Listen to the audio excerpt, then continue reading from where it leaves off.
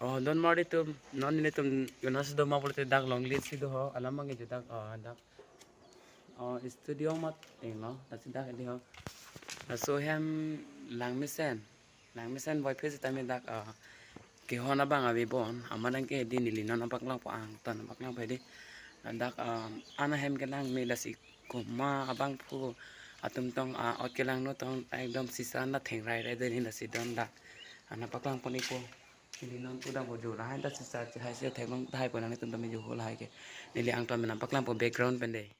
Itu teman-teman ahem ke po an kang jang mesti kang jang white face tapi cuk,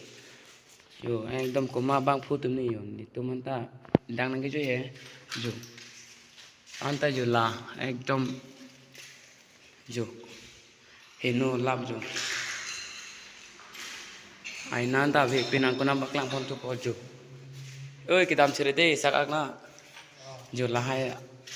aina posi hek lap jo theng rai rai đây yo guys yo ning oi me lo jo anta aina nang oi chok se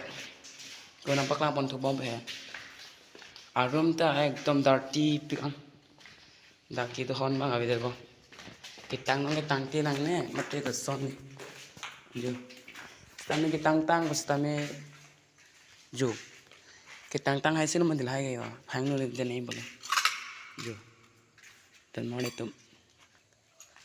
angge hola so yang panon lili na baklang pala made hola so yang ta piso gitu ini yo dan mau itu yo aina ta paino lab di nang litam na thelong di kon non so yang nong ko piton do neli na baklang lipa data yo ai hame an ke mi ma di yo ko pisi dagi do ma jo paino lab anjo lain apa paino lab yo chial sta nanani yo ai hame pu an kilang ni no ma thei krong uai face ta jo lai pa no lamat ning oi me lam la hai ge jo kama bang phu ne kama bang phi ne yo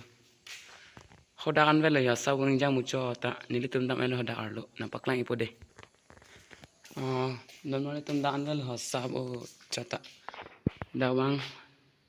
asap o mu cholo da bang sab o ta la dak ta jula aina da ta ve thiriki pa pa no lam